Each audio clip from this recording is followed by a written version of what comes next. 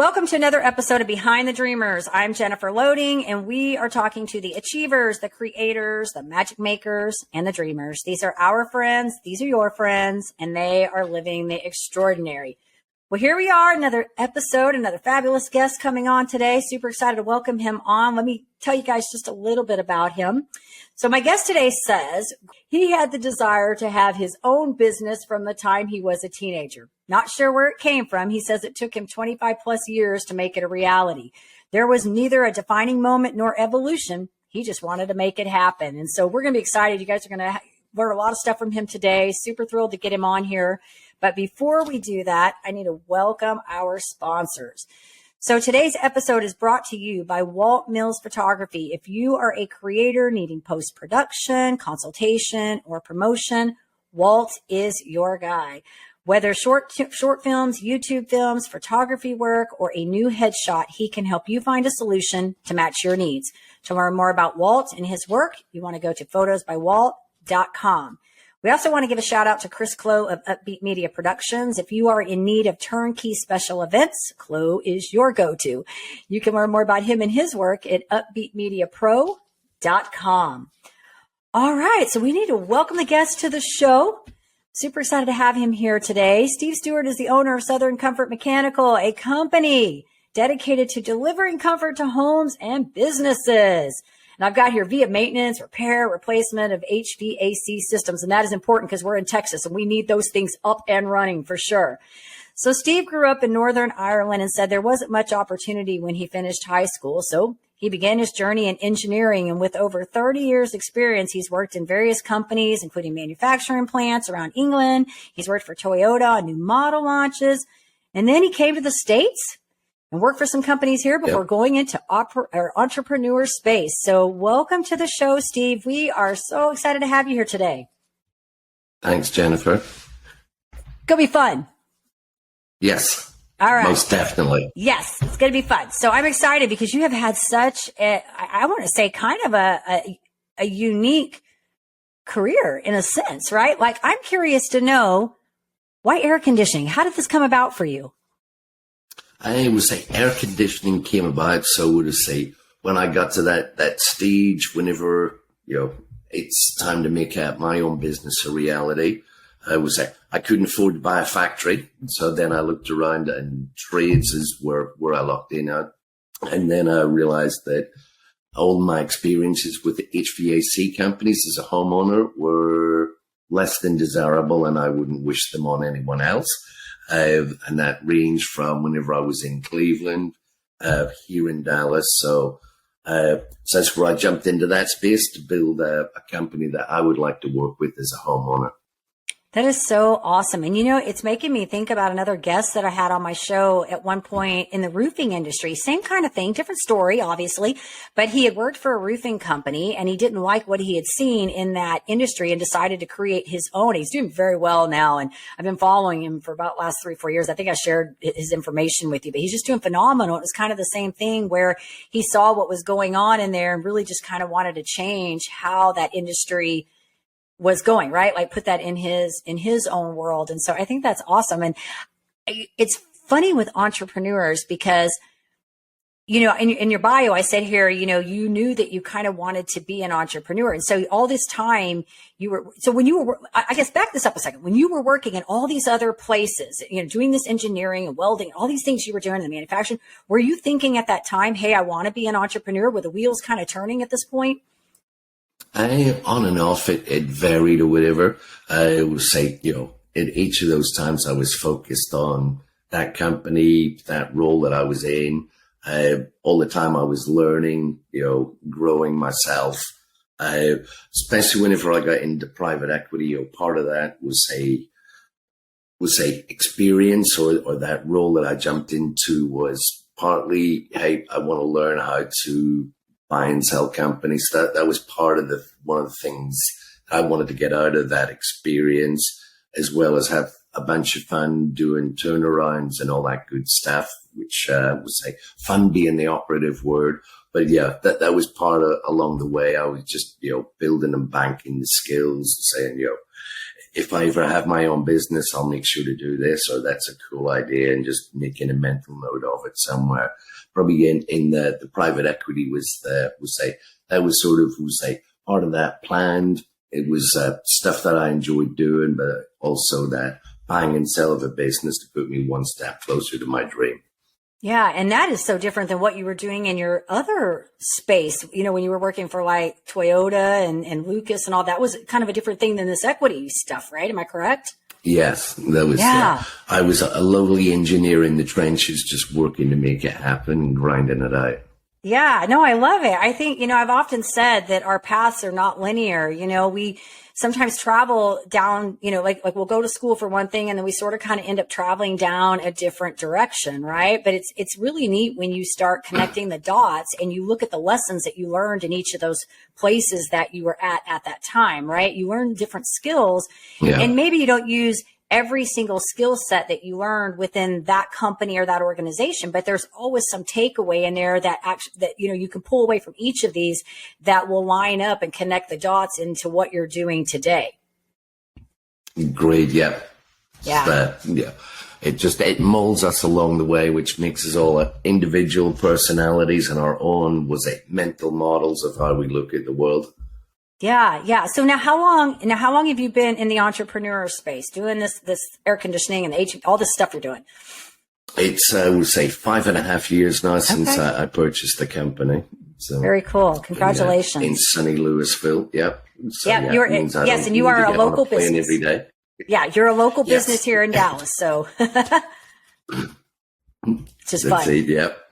Awesome. Okay. So you're from Northern Ireland. You came to the States. I have a question for you. And this is one of my, I guess maybe, and this may be where the challenge was. I don't know, because you moved here for work, right? You came to the States, you moved to Cleveland, correct? Okay. So maybe you can answer this question based on that journey coming from there to here, or you can base it on moving from kind of the corporate sector to the entrepreneur space. Maybe one of the biggest challenges that you had to overcome in this transition. I would say, changing countries was interesting. Because in reality, you're leaving behind your family, your friends. I'm going to say life as you know it. I would say, what the supermarket is. So, the differences between the UK and the US, everything is the same, but everything is different. So things are subtly different. You drive on different side of the road, you're still driving the car, supermarkets are different, over time, all the brands and so forth have got pretty much the same. But at the time I was learning the different supermarkets, which ones to, back then, credit cards, checks, those that were cash only. And so there was a learning process there. TV channels is like, where do you find stuff? American comedies are different. So it was just an evolution in terms of the move. So you could take it as a challenge, but, it was reality. It was part of the excitement. So it's just, hey, we're here, get used to it. It's life as we're going to know it. So just work through it. So.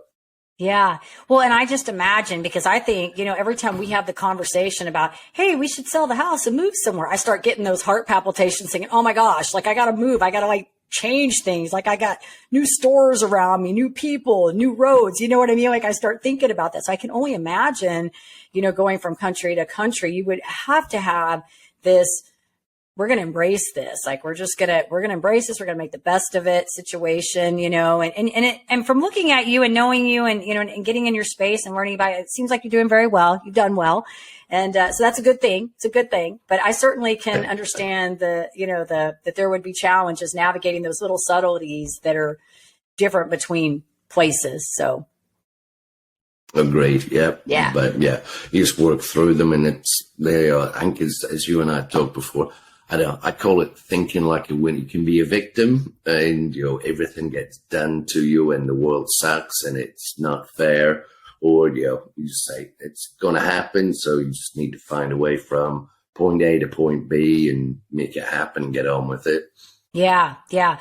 Well, and Stephen, I know that you're into a lot of personal development because you and I've had that conversation. And I think that is so unique. I don't want to say unique to business owners, but when I'm thinking of air conditioning companies right now, and you guys are probably doing something very different than a lot of them out there, because you mentioned earlier about your experience that you've had, using other places in the past. And so going back to the fact that I know you're heavily into personal development, I know that's carrying over into your company. And so when did you, obviously you were growing in your companies, but when did you kind of make that shift and recognize that this extra stuff that we do, this personal development stuff, is huge important in our growth and how we navigate our businesses as leaders? I would say it probably would say subconsciously came to me, I'll say back whenever I was with Lucas, I, was looking at, I don't know, I'm not mentioning any, but looking at leaders that were around me at that time, I'm able to say, well, I don't want to be a leader like that. I don't want to be a leader like that. So I was able to pick up on a bunch of those things I didn't want to be. I know subconsciously they weren't trying to be, bad leaders, bad managers or whatever, but, they had ramifications on people. So, it was just knowing that, hey, someday hopefully I get promoted, I'm leading teams, managing things. So I was, taking those things on board, to be, just subconsciously aware. So whenever I got into those roles, I wasn't able to repeat those things and, try and do something different. Not necessarily the right way, but, I knew, here's a bunch of things I don't want to do. Yeah. And I think that's go ahead. I'm sorry. Yeah. So I think that's probably where sort of that personal development or awareness of, don't do this, don't do that, or whatever over those years, came out of it. Probably one of the big things that, upon reflection at one point, moving into leadership roles, earlier in my career and middle of the career, whenever I was having conversations around people about what needed to be done or change, I would try and tailor the message to each person, which meant, on aggregate, it probably wasn't clear and defined. And then I noticed once I started being very blunt and very direct, this whenever I was sort of in the C-suite, that was puts a smile on my face now whenever I think back of it. But, whenever you weren't there and your name got used in, hey, something needs to be done, Stewart said it need to happen. I wasn't there and I wasn't in that conversation to give that directive, but, the pseudo Steve or the ghost Steve, was totally in line with what I wanted, versus years before whenever I'd been a bit more, wishy-washy, whatever, things didn't happen. So I noticed, whenever you're very clear, very direct, that, the ghost of you, is in line with you. And that, that was something else that I realized after a while is, very clear and consistent communication on what needs to be done is much more effective than, trying to tailor the message and make everybody feel good, tell it like it is. Not everybody's going to like it, but, it's the reality and things happen better. And there's not as much confusion. That's good, Steve. Thank you for sharing that. No, I agree with you. I think that, I always get back to people only ever do what you expect them to do. And so if you're unclear about the expectations, there's all that ambiguity. They don't really know, right? And humans are humans. They're going to do what they're going to do if they don't have clear expectations. And so yeah, I'm with you on that. I think that when you can be objective, right? Be objective, leave the emotion out, but make the expectations clear. I think it's like having core values in a company, right? When you have solid core values, you can hire and fire on the core values because they're clear. Everybody knows this is how we behave as a company. What does integrity? I don't know what you got, what your core values are. I'm sure they're similar to a lot of people's, but we're talking integrity, right? What does integrity look like? What does that look like for a company? And when employees understand I'm talking about this in my program. That's why it's really fresh on my mind. But when companies understand, like, hey, integrity, this is how we show up with integrity. We do what we say we're going to do. We return phone calls. We keep our promise, and we treat the customer with respect. When they understand that and that's clear to them, then they know how to behave. And when they don't, then you can come in and say, you have that conversation that, this isn't how we do business. Right. And so I think what you're saying is valid 100%. Yeah, and agree on the core values. It took me probably 3 years before I put the company core values on paper here based on, my expectations, and I was running the place. So yeah, I would say I took too long to put them on paper for my own company. But I would recommend, whenever someone can get those defined for themselves, don't wait as long as I did, and I should know better. It's one of those things I kicked myself in the head for. Well, and to give you some grace on this, entrepreneurship's a journey. I think no matter if coming into that space, whether even like, I've been an entrepreneur for 23 years. I've been in the space of doing what I want to do. I'm probably totally unemployable at this point. Because I'm so set in my ways. But even as an entrepreneur this far in the game, I'm still learning things every single day. And I tell people all the time, my most significant growth as an entrepreneur has come between 2018 until now. So you're talking, from 1999 up until 2018, I was in this space. And yes, I had growth, but I think that the teacher arrives when you're ready to receive. So you learn the information when you're ready to receive the information, because if it comes at the wrong time, it just becomes unsolicited advice, right? So yeah, it's just another thing on the list. Yeah. So I think the beauty of this is that we recognize that this is a process to begin with, right? Like entrepreneurship is a process. And I think we have to give ourselves grace sometimes. I think the beauty in this, Steve, is that when the light bulb goes off, right? And you get something and you're like, dang, I wish I would have thought about that earlier, but it feels good because you arrive in that place and you're like figuring things out, right? Yes, there's never a dull moment. Yeah. And most of the growth comes from things that you had never planned or whatever. Yes, life is a way of making sure there are always fresh challenges and you get to learn things that you never planned. Yeah. There was a gal on my show a few weeks ago that she and her husband she got breast cancer. Her husband got pancreatic cancer. And 6 weeks later, her husband died. And so she went to Haiti for a year to travel to basically find the meaning of love. Like she was in this like kind of transformation state. She wanted to go find the meaning of love. And so she took these different ways to figure this out. But what was interesting is she said that every time she would have like a direct path that she would think would answer her question, whatever love was it being kind, however you show that. She said every time the message would teach her, she would find it in a different way. It wouldn't come in the way that she had set out to do. And she even told this story. You need to go back and listen. It's a funny story. She told this story about this chicken that she was in Haiti. And I think these guys had come from America. I don't know. They were doing something with wells or something. I can't remember the whole story, but long story short, she offered to sleep outside and they let her. And so then she was bitter because she was like, I'm a lady and you're going to leave me sleeping outside while you guys are inside. And so she tells this story about multiple nights this chicken was like coming to her feet and she thought it was like a chupacabra or like something wild and it'd be this stupid chicken, right? And and then later on she went on to say like 2 nights later they think they had the chicken for dinner.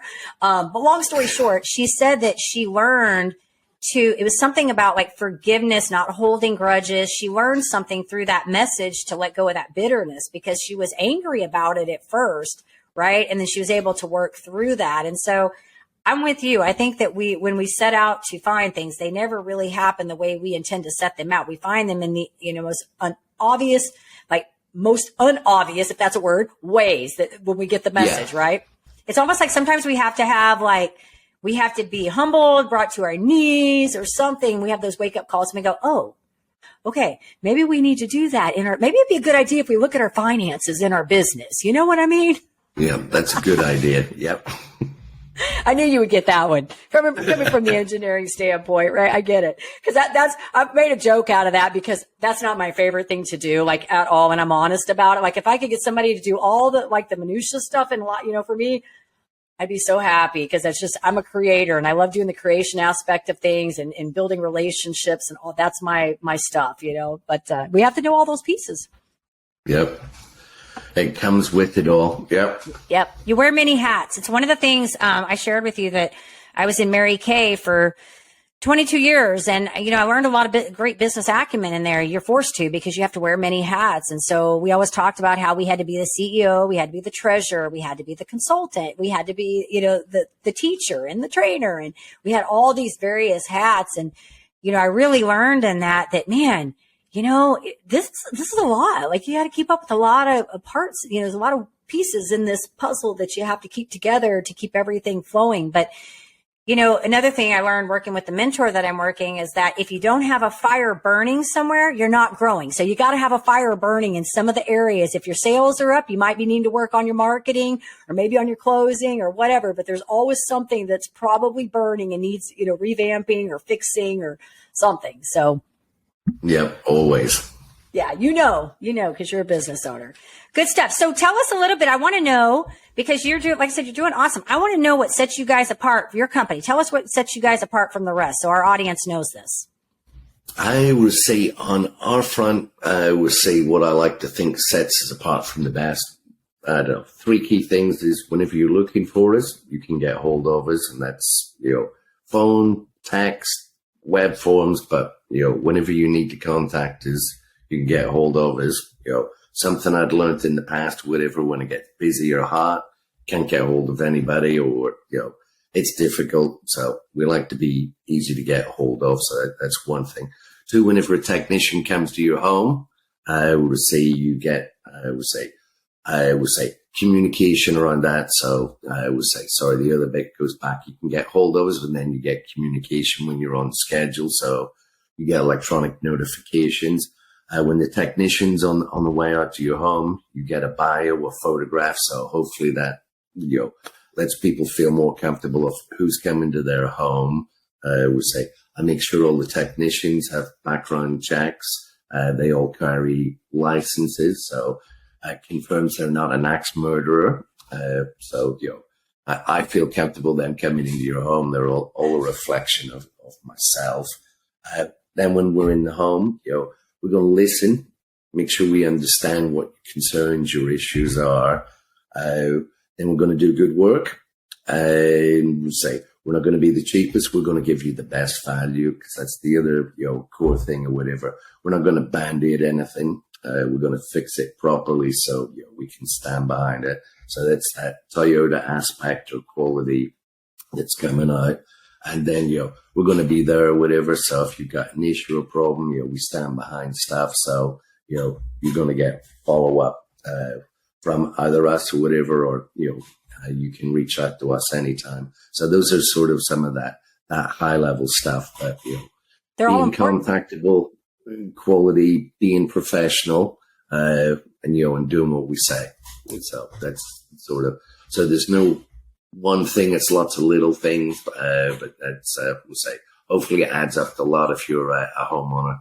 Yeah, those are all important things, Steve. I think that's so important because, like I said, we're in Texas and we know how hot it gets here in the summer. And then we have this crazy winter weather that just kind of decides when it wants to be cold and then go to hot and then cold again. So it's important that you're able to get a hold of your AC technicians. And I think communication is clear. And that's the one thing I will say on Steve's behalf. I think that, anybody that's looking for quality and good communication, I think you're probably going to be in great space. If they come, they're going to be in great space if they come to you, because I know I already can tell from talking to you on the several times that we've talked that you're very detailed and very conscientious about things, which I think is huge. And, one of the things I always say about my show, when people watch, it's funny because every time I bring a guest on, I like to have you and I talk, and let me do a caveat to this. You and I've talked multiple times before today. So we're already past that. But whenever I bring guests on that I haven't met before, I always like to do these little quick mini 15-minute pre-interviews just so I can get to know the person, because conscientious is high on my value list. It is important to me, which is so interesting because I know you and I have you probably as well as I have studied the different personalities, the DISC and the Myers-Briggs. You probably have heard of those. And I tend to fall into the DI category, which a lot of times, we're decision makers, but we can be flighty. I'm not really a flighty person. Conscientious is really high on my scale. So it's really weird that I'm over here, but I have this. And oddly enough, every time I bring people on my show, I look for little details, these little things that you're talking about that might just be little details that add up to big things.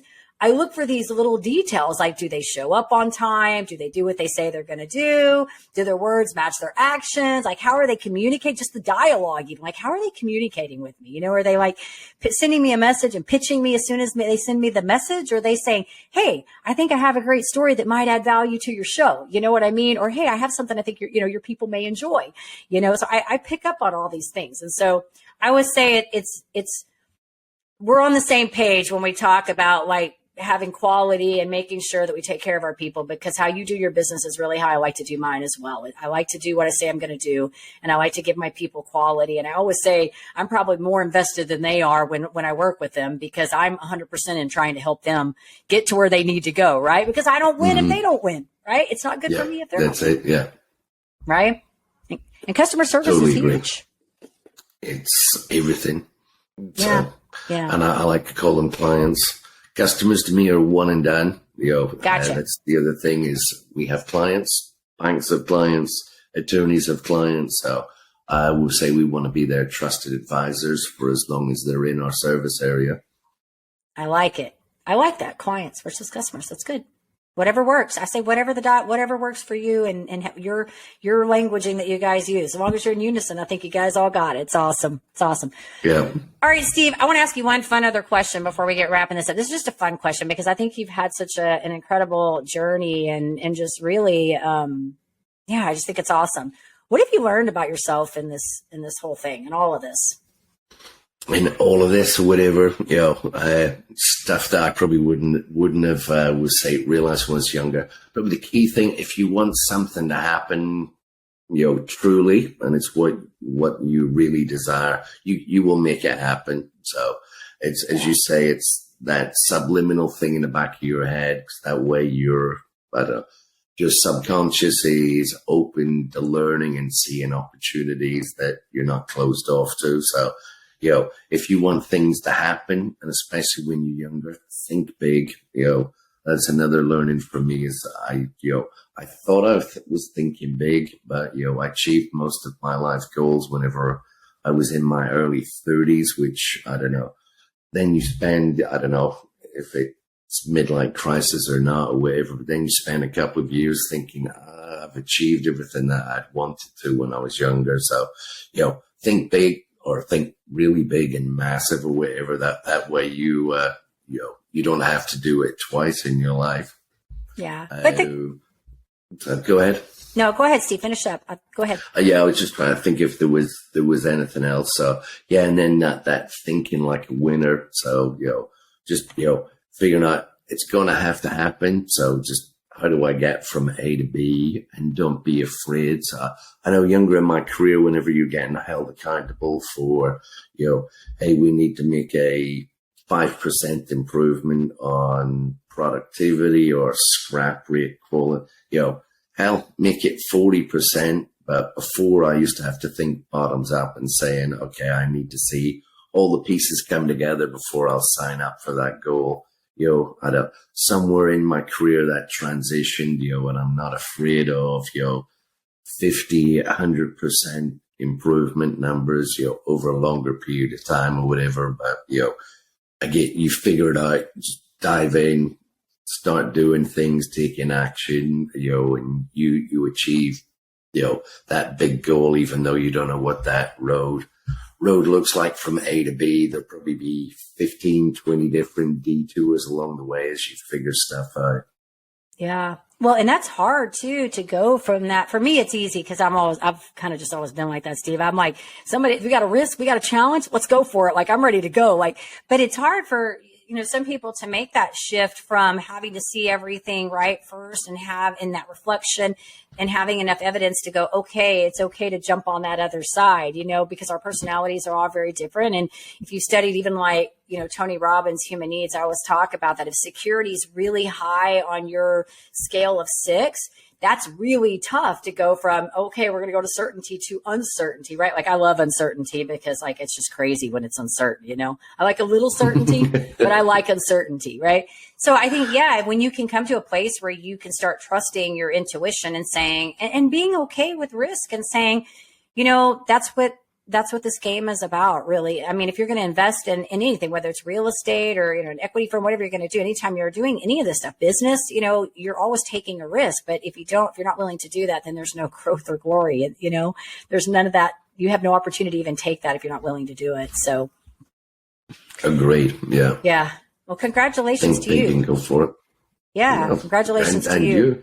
Yeah, thank you. Well, that's why I said Steve. I don't know if I share this with you. I'm the person that goes, okay, the risk. How bad's the risk? Because I'm willing to take the risk. Tell me how bad that risk is, because I'm probably going to take it unless it's really, really bad. Because I go into things assuming that there's probably going to be a problem and there's going to be challenges and this may fail. My job is to figure out how to get around that. So I just automatically look at it that way, and I know that scares people because they're like, I'm, ready, aim, fire, let's go.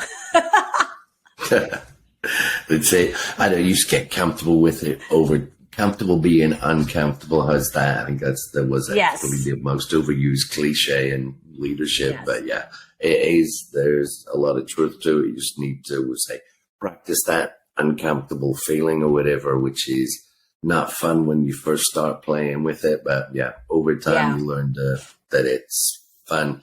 Boring is, stayed and true, whatever. Yeah. So if you don't change things up, then you're dying. Then you're done. Yep, that's so cool, Steve. That's awesome. Well, I want to ask you a couple fun questions. Just we're going to change this up and then we'll wrap it. These are going to be off the cuff. They're just kind of fun. Sometimes I do these, sometimes I don't. It just depends on what we're talking about. But I think these will be fun with you today. So I think you'll have a little bit of fun with this. Okay, so you're from Northern Ireland. I have no idea what y'all eat over there, but I want to know, what is your favorite food here? Like, what do you like here that you're just like, this is something I really like? I would say my favorite food these days. So I would say for the most part, I follow a somewhat vegan diet. So these days it is probably a chickpea curry is my favorite food. Chickpea curry. Interesting. I don't think I've ever had that before. So very cool. Very cool. I think we all follow something. I do low carb, so I do eat some meat, but I don't eat a lot of it. I do a lot of veggies, a lot of green veggies, a lot of those. And I am eating more fruit, but no, that's good. I haven't had that. I'll have to check chickpea curry. I haven't had that. Interesting. Yeah. So yes, I was a complete carnivore. So probably 10 years ago, if you say the mere thought of giving up meat would have scared the hell out of me. Yeah. Interesting. Well, it's funny. All my kiddos, I take that back. My youngest does eat meat. My two daughters they don't do any meat at all, which is interesting because you met my husband and he grew up on a farm in Montana. So beef is in their bloodline, and it's like, I got two kids that are just like anti-meat eaters at all. So it's kind of funny. Okay. What is your favorite book that you read? Cause I know you've read books. So what is your favorite all time, maybe the one that had the most impact on you?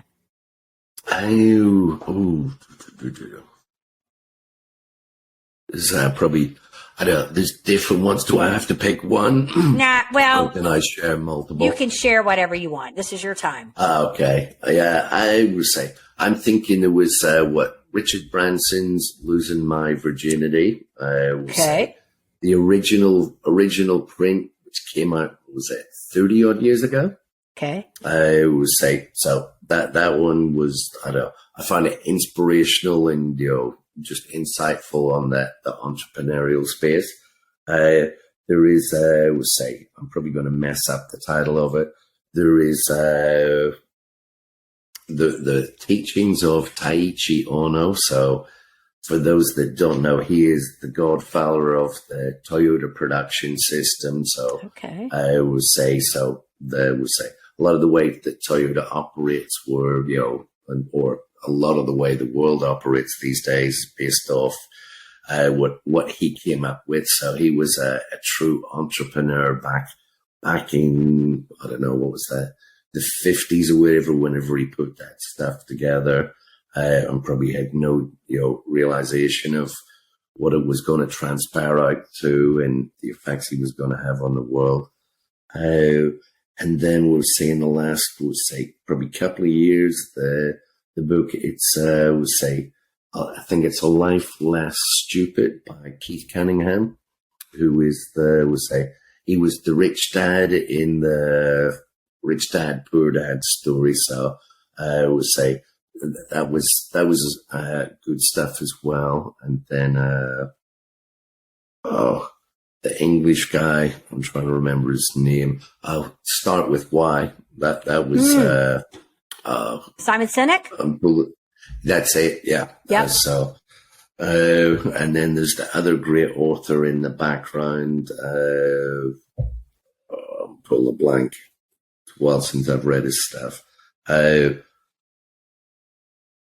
That's not very helpful. So yeah, I'm professional. I'll probably come back to me once I stop thinking. Yeah, no, I'm impressed that you remember those because I've read so many books too. And it's funny when people ask me that, I always talk about like my number one. I love Stephen Covey's 7 Habits of Highly Effective People. That's probably my all-time favorite book. But then I am a big John Maxwell fan. So I like all of his because I just think they're short, sweet. They get the message across and they're all about leadership.